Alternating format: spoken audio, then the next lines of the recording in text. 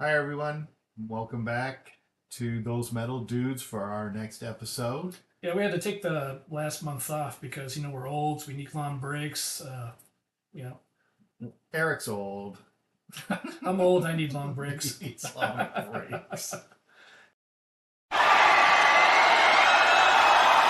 Anywho, while we were on our little sabbatical here, we were lucky enough to go to a concert that just happened to be of several local bands for a change. We went to a place called the Diesel out in Chesterfield Township, which is on 23 Mile, which was quite a drive for me, forgetting that I used to live 30 minutes away and now live an hour and a half away. However, wasn't a bad wasn't a bad show. The Diesel's kind of a combination type place. It's got a bowling alley and an arcade, and then when you go through that, you come into an area where they have several stages. It's a small place, but it was good for what we saw. So let me see. We started out with there was three bands that night. It was an album release night for a band called Wanted, but the first band that opened it up was a band called Loyalist, which is a four-piece band.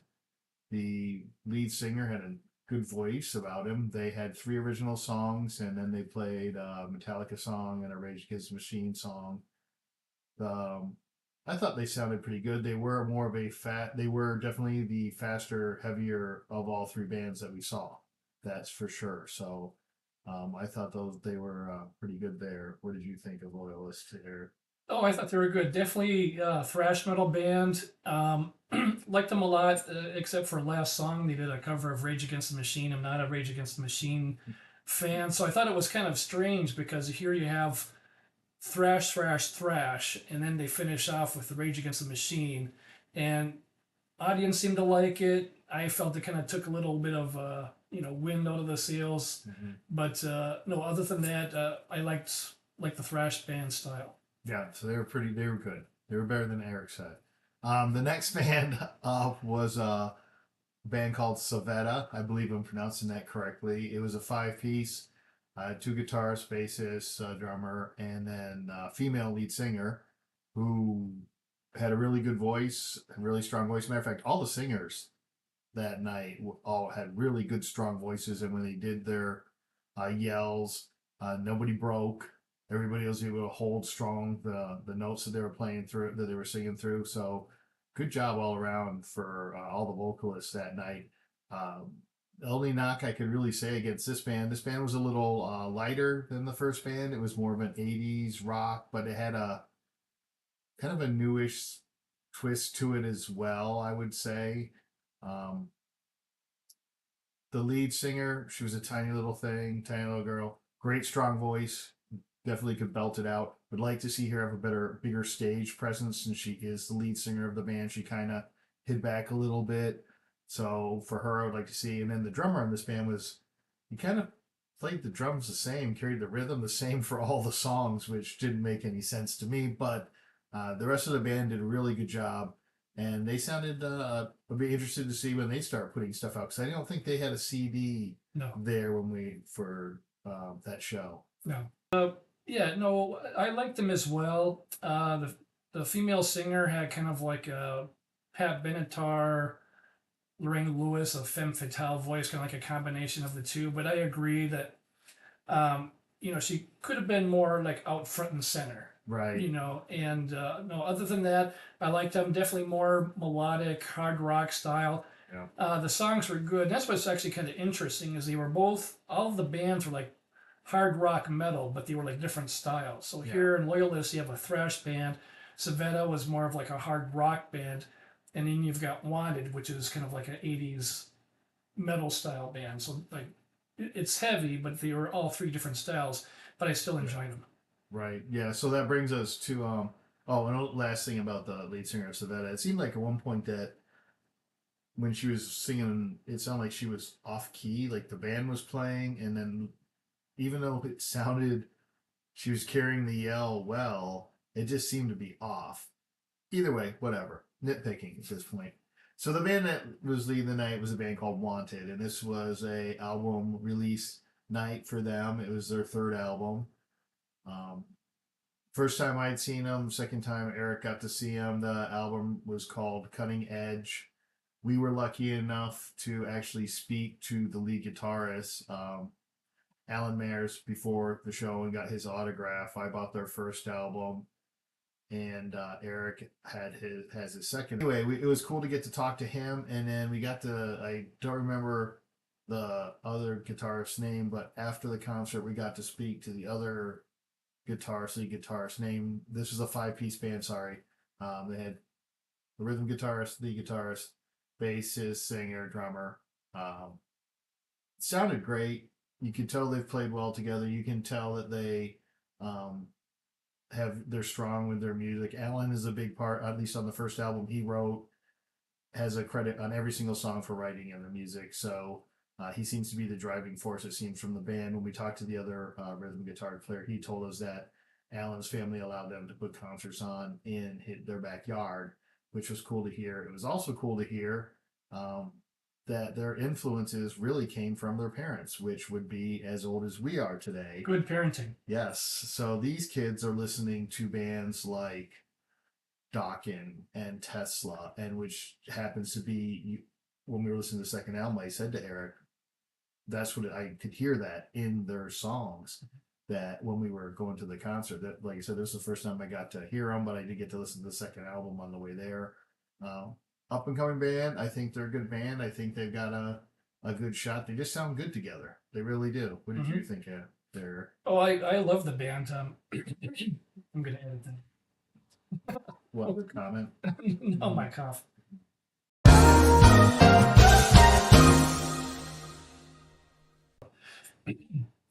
Yeah, no, I love the band. When I saw them last year, and and I told the other guitarist this when we were talking to him after the show, that it's whenever I hear the band, it just puts a smile on my face because it takes me back to the mid '80s, and where rock was just fun. You can definitely tell that they're influenced by those '80s bands. Definitely have some Dokken vibes. On the new album, actually, one of the songs has like a rap vibe on Sure. it too. So if you like those bands and stuff, this is definitely a band that you would be interested in. Yeah, I would say very talented, good group of young men. I should say they're not kids; they're young men.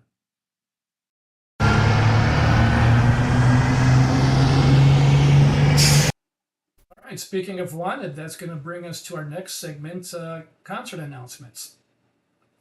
And that's because Wanted is going to be playing at the Token Lounge on July 11th with Savetta and Loyalist again, and also with a band called Vase. And to be honest, I think Vase was initially supposed to play at the Diesel show, but I think they dropped off because I remember seeing the Vase name on earliest sign. So all 80s rock fans, you get another chance to see Wanted July 11th at the Token Lounge. Next, we have coming up Aldo Nova, 80s rocker. One hit wonder. One hit wonder. One hit wonder. One hit wonder. He's coming to the Diesel Concert Lounge, also in Chesterfield, Sunday, October 19th. And so, but that song, Fantasy, is a great song. It is a great song. Yeah. Dream Theater is back with drummer Pike Mortney. Mike Portnoy. Mike was out of the band from 2010 to 2023, 13 years. So they've been doing tours and albums forever. And Portnoy does other projects. So basically in 2010, he said, hey guys, can we take a little break after this tour? And the band said, no, we're going to do album, go right back on a tour. And they kicked him out of the band. And so for 13 years. So, but Mike or Pike is back with the band, and they're going to be at the Fox Theater Sunday, September 21st. And definitely worth seeing, regardless who's drumming. Pike Mortney. So, and also movie. This is Spinal Tap. Now, for all heavy metal fans, you should have seen This is Spinal Tap by now. At least once. Yeah, and so it's going to be back in theaters for 3 days, July 5th through July 7th. It's going to be remastered and restored, so the pictures all touched up, sounds touched up. And the reason why they're putting it in the theaters is because the sequel is going to be coming out this fall on September 12th. So get a second chance to see this is Spinal Tap in the theaters.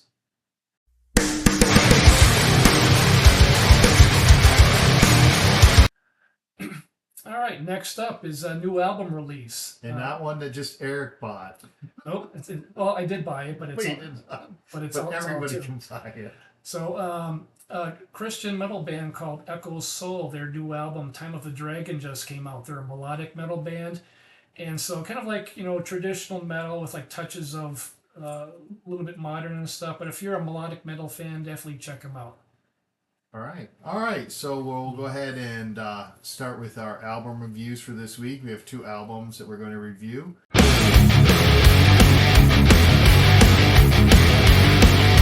The first one is 74 Jailbreak, and the next one is Visual Lies. So I'll go ahead and start with 74 Jailbreak. Bam! There it is. For those of you who are big AC/DC fans, this is no surprise to you. You're familiar with the album. Those of you that are not huge fans may have thought that, oh, that came out in 1974. That's why I don't know anything about it. And that's what I thought. You'd be wrong. Because it did not. It came out in 1984. So the title's misleading. Somewhat. 74 Jailbreak is the only EP that AC/DC put out. It is made up of songs that were released on the Australian versions of Dirty Deeds Done Dirt Cheap has Jailbreak on it, and then the rest of the songs, You Ain't Got a Hold on Me, Show Business, Soul Stripper, and Baby Please Don't Go are on High Voltage. So, but those were only on the Australian releases. This album has one of my favorite all-time AC/DC songs, which most people are not familiar with, and that is Soul Stripper. And I just love that song. It is definitely a more of a blues album. With them, if you're not familiar when those albums came out, they did come out between 74 and 76, so it does have the old sound to it. You Ain't Got a Hold on Me is more of a slower song. Show Business is more of a poppier, bluesy type song. Soul Stripper to me is just an awesome song. It's kind of a longer song. There's a lot of different sounds to it. I really enjoy it. And then they did almost the standard that all blues guitarists have to play, Baby Please Don't Go, which they also rocked it out. It's a great album, 5 songs, EP album, and another one that Eric was not very familiar with. So it takes a lot for me to stump Eric. No, he's picked a few there. So what is your rating? It is one of my favorite albums. So this is going to give me a 9 horns out of 10 for me. Really? Because Soul Stripper's on it, and it's one of my favorite songs. Jailbreak is a song that, if you remember, we saw a band at the Knob that one of the opening acts was an Australian band. Laura Wild. And they played Jailbreak, and she mentioned before they played it that this was a song that was covered a lot with a lot of Australian bands too. So it's definitely something that's had its impact in the Australian music world, So yeah, for me, it's a great album. I mean, Jailbreak and Soul Stripper. Soul Stripper will be one of my favorite songs, and Jailbreak is an awesome song on that. I just, for me, it's a really good album. So you said a 9.5? 9. 9? Yeah. Wow. Okay. Yeah. Because I know I have good taste, and I know good music. That's why it's a 9. Not good. All right. So Andrew is right. I wasn't familiar with this album at all, and so it gives me another chance to check out something new. So since they are songs from the early years, definitely very bluesy. Yes. And some of the songs are a little slower. Jailbreak, I didn't like the part where the instruments drop off at the end. There's actually gaps of silence in the songs. And Baby Please Don't Go has been covered by many people, Ted Nugent and others. And to be honest, that's probably my favorite song on the album. It's got a long bluesy guitar jam at the end that I like. And so if you're a fan of Bon Scott era AC/DC and want to check out more bluesy side of them, definitely check this out. But if they come up on the radio, I'm not going to turn it off. But if I want to listen to AC/DC, I'm going to go for something a little bit more rocking. So since it's more bluesy rock than hard rock metal, I'm going to give it a 6.5.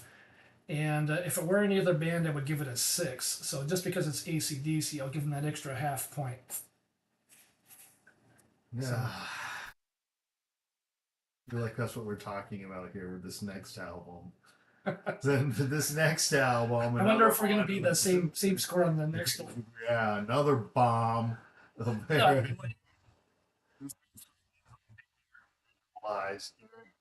Tell us about the album that you chose. all right. So for those unfamiliar with Lizzy Borden, they're like a 80s shock rock glam band. And Lizzy Borden, I'm not sure if you're familiar, but Lizzy, they take their name from Lizzy Borden, who I think like in the early 1900s, she killed her father and stepmother with an axe. Yep. So you're She's gonna a see badass bitch. yeah, so you're gonna see a lot of like axe references on their songs and album covers and that kind of stuff. So one of the things about this album is I love the guitar tone. Throughout the album, it's got that like '80s crunchy metal guitar tone that I absolutely love, and that's all the way through the album. So the band is called Lizzy Borden, and the singer is Lizzy Borden. So it's kind of like Alice Cooper, whereas like the band and the singer both have the same name. Right. And so Lizzie, the singer, doesn't have a great voice. I mean, it's manageable, but I think the real stars on this album is the guitarist. So the guitar riffs and the solos, I think, are fantastic. So Me Against the World is where they first came on my radar. I saw the video on MTV. Den of Thieves, Eyes of a Stranger are bangers. Lord of the Flies starts out with an absolute epic intro. And so that's probably my favorite song. And I've been picking some of my favorite albums so far, and kind of the funny thing is too is I'm thinking I was like, oh, I'm gonna give this an album a 10, this one a 10. You want to give them all a 10. Yeah, but then the funny thing is I forget about all the songs that I skip. You So, mean the crappy part of the album? Like, I don't know, most of it? well, yeah, and so it's like there are a few songs that kind of slow down and that I kind of skip past, and one of them is actually the title track, "Visualize," which is probably the lamest song on the album, and I'm kind of like, well, why would you name the album after the most lame song? So, all in all, again, love the guitar riffs and the guitar solos. Uh, so I'm actually going to give it a 7.5. I still haven't figured out the way you describe things in your scoring system. Well, this was a new album and a new band for me, so I'm always up for that. That's always cool to listen to new things as we're constantly doing to develop our own tastes. I was not as impressed with them as Oh, you I'm are. surprised. Yeah, I know, shocker. I did think the singer, or I did think he had a better voice than you like. I do like that his voice. I think the guitars parts are really what saved this band. I think a lot of their songs were there's nothing really special about them. Me and Against the World was like an anthem type song to me when I was listening to that. I could see that being something that they would be shouting out, like ending their concerts with to really bring it home. That was a good song, and the first song, and really the only good song on the album. Oh, Outcast just way too slow. Den of Thieves I like because it was a faster tempo song.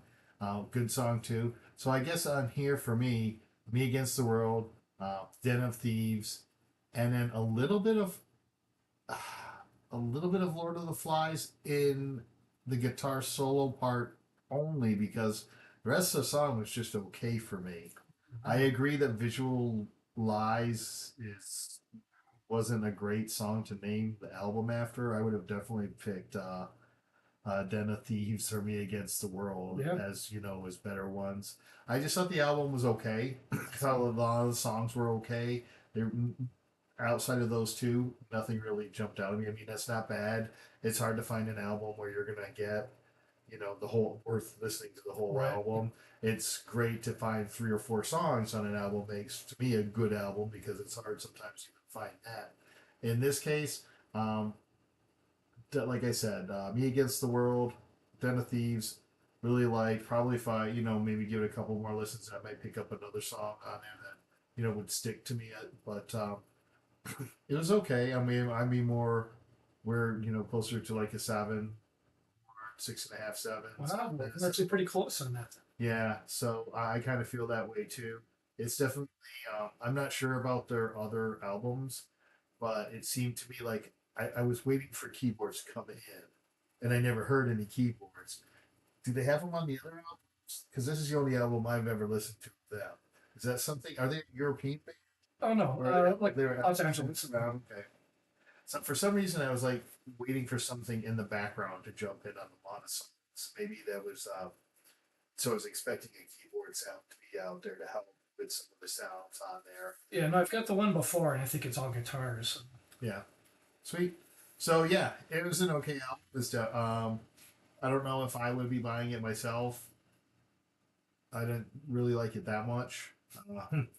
Maybe the songs. I hate just getting songs off an album. I'd rather just buy the album. But there we are. That's what we got for you today as far as our album reviews. Let us know what you guys think about these albums if you listen to them. If not, go ahead and give them a listen. And if you want to drop a comment down so we can continue the conversation, that would be great. So,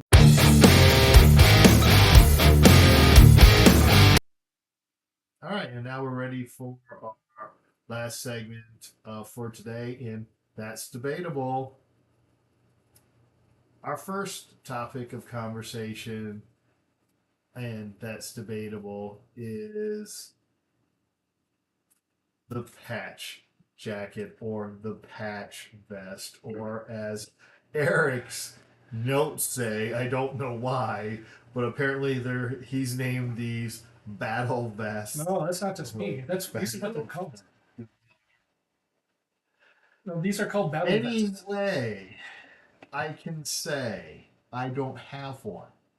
I'm okay with that. To me, if I was gonna have one, I would probably have the vest like Eric does. I would want mine to be more torn than Eric's. His is too brand new to me, too shiny and bright, and it doesn't have that heavy metal feel to it. And we've seen a lot of good ones, and we've seen Not as good as this though. a lot of bad ones.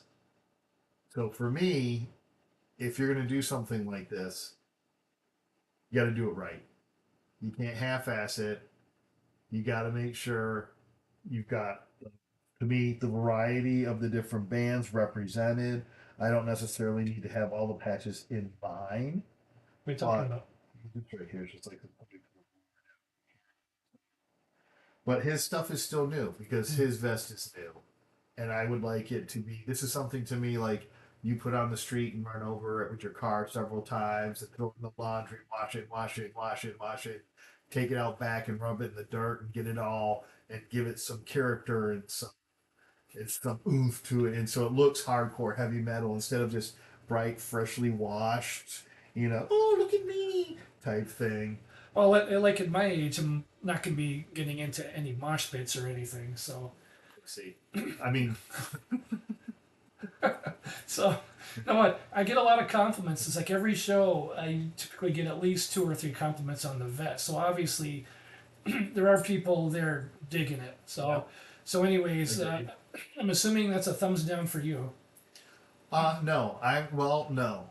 I'm gonna say that if you're gonna wear it, then you need to do it right. It has to look right. It can't be like those half-assed ones that we've seen at shows, where there's like maybe 1 or 2 patches. Or, right, and they're really big, covering a lot of area, or you guys all know when you see it, it doesn't look right. You know what you're looking at is garbage, right? And so, to me, I'm not gonna have one. I'm not gonna take that journey. I deal with Eric having one and him being a adventure, but as long as he could, once this looks more like a heavy metal vest, once it's worn and it's had its time, then I think it will represent much better than it does. So for me, I'm like, yeah, Well, obviously, I put this thing together, so it's a thumbs up for me. yes, sir. I thought, when I was a young guy, high school, college, I didn't have any money. I saw the guys who had these things. I thought they were cool. Never had one. And then actually during the pandemic, no concerts, and so I thought, well, what the heck? It's like, why don't I just put one together? So then I had some patches, bought a few others, bought the vest on Amazon, uh, got it all put together and stuff like this. So it's like, I love it. Right on. What are your thoughts? What do you guys think about the patch vest or the battle Battle vest. jacket or whatever you want to call the baby's bib? I don't know. The metal cape of whatever you Correction. want. Cape. Right. I mean, you don't run. He's not gonna start wearing a cape. If you start wearing a cape, that's it, dude. We're not going to shows together anymore. That's Hey, it. Walford basically got a cape. Like, Rob can do whatever he wants. Okay, you can't tell Rob anything. Rob gets a pass on everything. Right. Yeah. Well.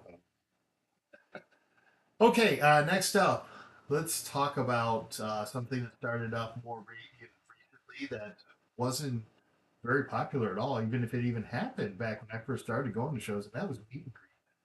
You didn't have them at concerts when I first started going to concerts. I want to say recently, just like in the last 5 years or so, Getting more popular. that every other person's got some kind of meet and greet from every, from a nice price one like we've been to before, to an absolutely ridiculous $12,000 to go hang out with Gene Simmons. Seriously? Seriously? Oh, and it's like not even a meet and greet. He puts you to work. Right, you're gonna pay to work for him. Yeah, so you're giving Gene Simmons $12,000. He puts you to work. What a racket! What a racket! He's I'm gonna make you pay me to come work for me. Yeah, so for those who weren't aware on this last tour, I think it was Gene Simmons' solo tour. Yeah, So you could pay $12,000, pay him and then you could be a roadie for him. for him. I think for one day. When you get a guitar, Oh, and you get to stage. You get to do all these other things, but you're also gonna be a roadie. no. Anywho, we've seen some cool ones, right? I mean, I paid to see Wes from Puddle of Mud. I thought that was pretty Steel cool. Panther. We've done Steel Panther, which is very cool. Theirs was good and not overpriced at all either. But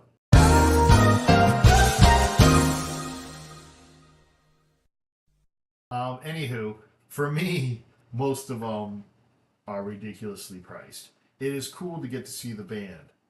It's really cool for us to get to see these bands coming to a lot of venues that we go to because I can actually get within 10 feet of them as it is while they're playing their songs. So, do I really want to pay another $250? Do I want to pay $15 to go see you in a concert and then pay you $100 to meet you? For 1 minute. Right. And then I get to take your picture. And then boom, I'm out. And you're going to just grind me through this line because all these other dumbasses did the same stupid thing I did and paid this money. And I don't know. I'm going to say when we met Armored Saint and we got to hang out with them, Yes. cool. That was cool. But the Steel Panther one, as cool as that was, I did get some interaction with Satchel and Michael Starr. I thought maybe that was a little much for that. And then there's been a couple that you've done where we've even talked about. I'm just like, there's just no way I would pay that money just to, like, again, 12 grand to be Gene Simmons' roadie. I mean, Yeah, well, it's just dumb. But it is. as far as the meet and greets go, I'm going to say it depends. So it depends on the price. Now, if I'm a big fan of the band, watched them on MTV all of these years, listened to them on the radio, and so if I get a chance to meet somebody that I'm a big fan of, if it's for like say $50, maybe even like $100, to go and meet them, talk to them for a couple of minutes, get a picture, have them sign, a few things, my CDs and stuff, that's worth it. But there are a couple where the prices are ridiculous. Ted Nugent. Billy Idol is on tour this year, and I thought I'm a big Billy Idol fan. How cool would it be to go and actually meet him after all of these years? You know how much Billy Idol wants? No. Over $500. So Ted Nugent and Billy Idol each wanted over $500, and just like we said, you maybe get like a minute with them and then on your way. So it's like there I would say no, but like if you're a huge fan, 50 or $100, I might do it depending on how big of a fan I am. So, yeah. So for meet and greets, I'm going to say it depends on the Yeah, situation. I'm going to be more of a no I think I've only done a couple, and that is just on, like you've mentioned, bands that I really wanted to, but I can't see just doing it for anybody. Yeah. All right, so we'll go ahead and do one more. We are pressed for time here, but we'll give one more, and that's Paper something tickets. that is true to my heart and something that we are grew up on, and all of us our age was first off paper tickets. You had to get them from Ticketmaster. At least I always had to get them from Ticketmaster. There were no other options for me growing up. And the thing of it is, kids, Ticketmaster sold out of music stores. They weren't everywhere. They were hard to find. And they were generally in a music store that you had to go to buy your tickets to go to shows. It wasn't just anywhere going getting them. So it was a lot different, but that's what I grew up on. So I loved having that paper ticket. Now, because we don't get them anymore, or we don't get them very often, I've gone to buying the concert shirts, which is cool too, but I like the ticket more. It kind of gives a little bit more of it lets me know the true date of the show, and sometimes it even has an opening act on there, so I know somebody else I saw, especially from back in the '80s, late '80s, they would have opening bands when it was especially with just one opening band and the main band. So I thought they were cool to have. I wish we could get them every time. I would rather have it than these stupid digital ones, which I can't do anything with. It's just more of a remembrance for me, something I like. Yeah, and I agree, and I understand why some venues are doing that. Well, less cost. It's like basically you're just going to email you a confirmation, and then you go on like the Ticketmaster app, and then that's what they scan when you walk in. So they don't have to pay somebody to put it in an envelope, and they all of the printing, and postage and such. And so it's like I get it from a venue standpoint, you're saving a ton of money. But both Andrew and I like to save them for souvenirs. I like to put them in my CD cases and save it that way as a souvenir. So if they were to offer like say a small fee for a paper ticket, I would pay for it. It And would have to be a real small fee for me. like say two $3 No, maybe. no, I'm not for me. Well, I'm they're not not. Well, paying they're an not going extra to do it two for that. They're not dollars. going to do it for that cheap. That's why we don't get them. Right. But if you go to like say a venue box office before the show, I think you will get a ticket there. Like the Pine Knob box office is like if we were to go there before a show to buy tickets, I think you will get a paper ticket still. Which is cool because I like to have them. So, what about you? What do you think on any of these? On any of these topics that we've talked about today, the albums, the bands, going to the shows, the venue, or your thoughts on the Battle Fest, Hey, you said it meet right. and greets, or Paper pay for ticket. tickets? Let us know, drop us a line, follow, and thank you for your support, all of you, and we'll be back. So, rock on. Stay metal.